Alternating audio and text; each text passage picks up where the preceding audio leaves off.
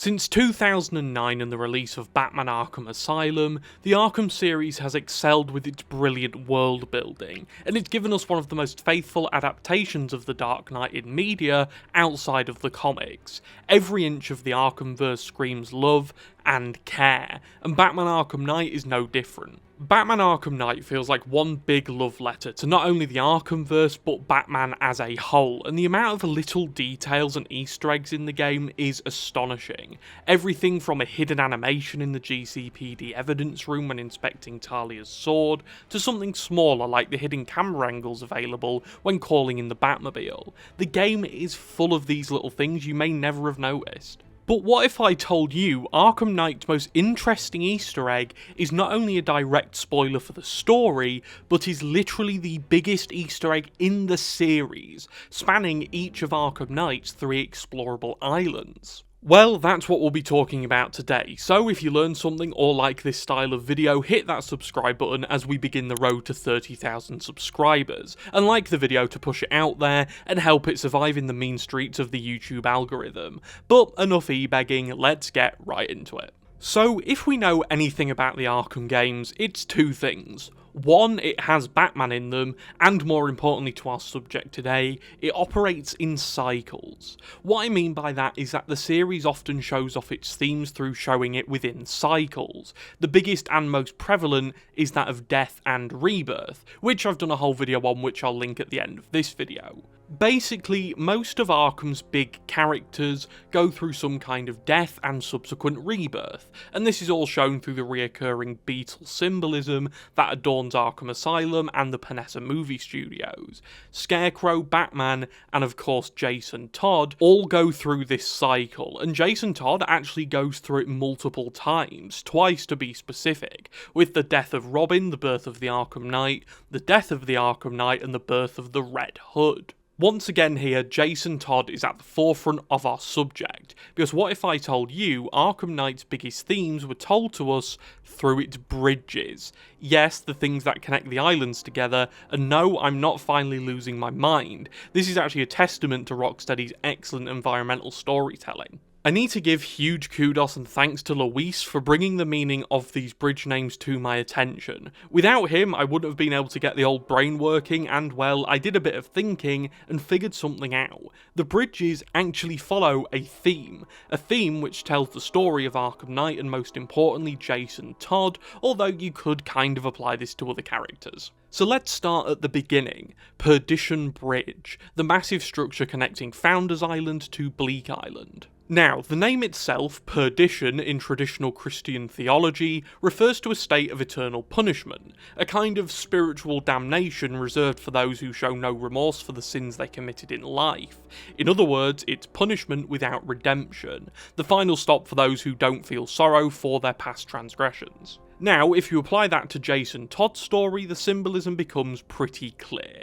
Jason was subjected to unimaginable torture at the hands of the Joker, and the very inmates Batman had been locking away in Arkham Asylum. In a cruel roundabout way, the criminals Batman was putting behind bars were the same ones being allowed to tear his partner apart. Jason was trapped in a cycle of punishment with no hope of redemption.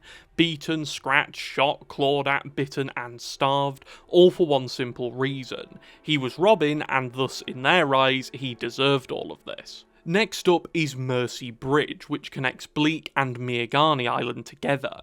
Mercy is the most commonly used and known word in this list because it's still used widely in current day.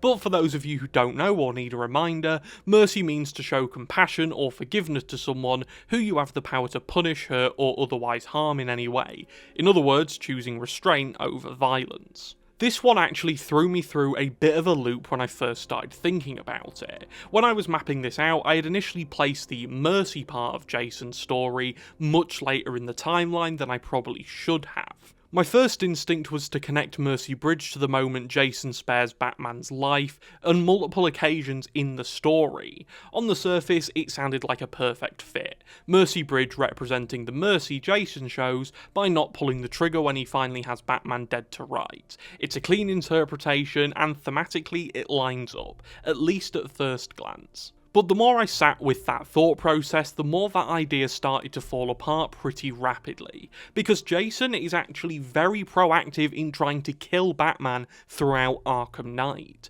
This isn't a character who hesitates or pulls back at the last second out of compassion. The first time he has Batman in his sights, the situation is interrupted by Scarecrow before anything can happen. The second time around, Jason's militia simply fail to finish the job, and when they finally face each other once again later on, Jason isn't suddenly choosing mercy, he's actually just beaten. Batman outplays him, outmatches him, ultimately outsmarts him, and Jason is forced to retreat. So when you look at the actual sequence of events, it becomes really hard to argue that Jason is showing Batman any real mercy at all. If anything, the story consistently shows the opposite.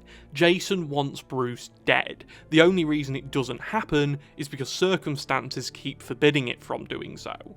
I think that Mercy Bridge actually represents the mercy shown to Jason, not the mercy he shows to anyone else. And interestingly, that mercy comes from two very different people, Scarecrow and Batman.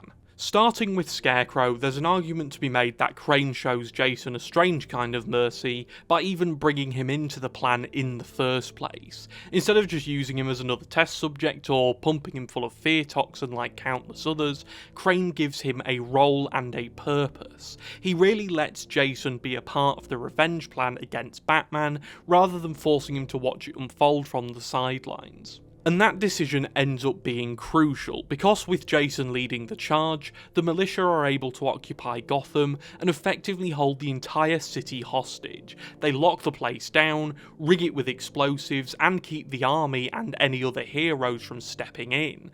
That groundwork is then what allows Scarecrow to move forward with the Cloudburst and escalate the entire operation. Realistically, Crane couldn't have pulled all of that off alone, and in a strange way, that partnership feels like it's born from the mercy Jonathan shows Jason early on. Instead of discarding him, he brings him into the fold. He gives him the opportunity to help tear Batman down, and in return, Jason gives Crane something incredibly valuable to his cause: a detailed understanding of Batman's methods, his tactics, and most importantly to Crane, his weaknesses. Now, Batman also shows Jason mercy, probably brought on by the fact his presumed dead son was in fact not dead and standing right in front of him. He lets him get up and ultimately lets him escape after offering him a second chance. After everything Jason did, kidnapping Barbara Gordon, shooting Batman, holding Gotham City hostage, and ultimately assisting in the myth of the Batman dying, he does all of this. And yet, as Batman has him dead to rights, finally able to bring him to justice, Bruce shows him mercy and lets him go. It's a fantastic showcase of who Batman is at his core, and honestly, it's one of the most underrated moments in the entire franchise. Because in that moment, Bruce makes a choice to throw out one more safety line to Jason. After everything Jason had done, after the kidnapping of Barbara and all of that stuff I'd mentioned before, he lets him go. He lets him live. He gives him a second chance. And even though it's not the second chance he probably wanted to give him, he still gives him that opportunity. He does something that only he'd be able to do. He extends his hand and he gives his son that second chance, and that's the real power of the scene. It's not about Batman winning the fight against the Arkham Knight. It's a showing of the strong moral compass and compassion that the very character of Batman is built on. It's about him showing mercy to even the worst he has faced, even after Jason dragged him through hell. So that's mercy, but what about the next bridge? Penitence Bridge connects Miagani Island to Founders Island, and the meaning here is fairly straightforward. Penitence, in simple terms, refers to the act of feeling genuine sorrow and regret for the things you've done wrong, and it doesn't take a scholar to see how that ties directly into Jason's story. After his confrontation with Batman, Jason disappears. He escapes, drops off the radar, and for a while we have no idea where he's gone or what he's doing, with Deathstroke, the man who helped him break out of Arkham Asylum, taking over as the head of the militia. But considering everything that just happened on that fateful Halloween night, it's not hard to imagine what's going through his head during this time period. For the first time since he resurfaced as the Arkham Knight, Jason is actually forced to confront the reality of what he's done and all the people he's hurt, all in the name of revenge on a man who did nothing but try to desperately help him. And we know that guilt eventually catches up with him. We know that remorse is there because the final bridge, Salvation Bridge, ends up bringing our entire journey full circle. In stories about confronting your demons and clawing your way back into the light, penitence and salvation always come as a pair. One leads to the other after all. You first need to recognise the harm you've done, you then carry that guilt, and only then do you get the chance to move forward. Arkham Knight actually reflects that relationship in a really subtle way through the bridges. Penitence Bridge and Salvation Bridge both connect Miagani and Founders Island, linking the two ideas together, not just symbolically, but physically within Gotham's layout. It's a small environmental detail, but it works so beautifully once you notice it. In Christian theology again, salvation refers to being saved from sin and granted grace by God. It's the moment where someone who has done something wrong is offered the chance to step out from the shadows of their past and start again, because redemption is still possible, but their past actions can't be erased. And when you apply that to Jason Todd, again, the parallel becomes very clear. I've just realised I've been saying penitence, not penitence. Anyway, by the end of Arkham Knight, Jason has already passed through that stage of penitence. He's forced to confront everything he's done and the damage he helped cause. The anger that defined him for so long starts to give way to something new. Regret, perspective, and maybe even a small understanding of the man he once followed and why he was so important. Salvation then is the second chance that comes with that.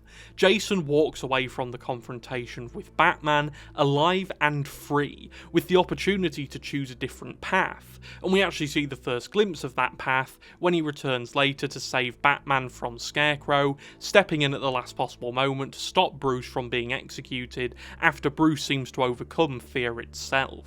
It's a huge moment in the story, and it says something about where Jason is heading. The man who spent the entire game trying to tear Batman down is now the one pulling him out of the fire, and allowing him to have a second chance, as Batman allowed Jason to have his. Jason ends up taking up the mantle of the Red Hood, a merciless vigilante committed to destroying Gotham's underworld through means which his former mentor Batman wouldn't approve of.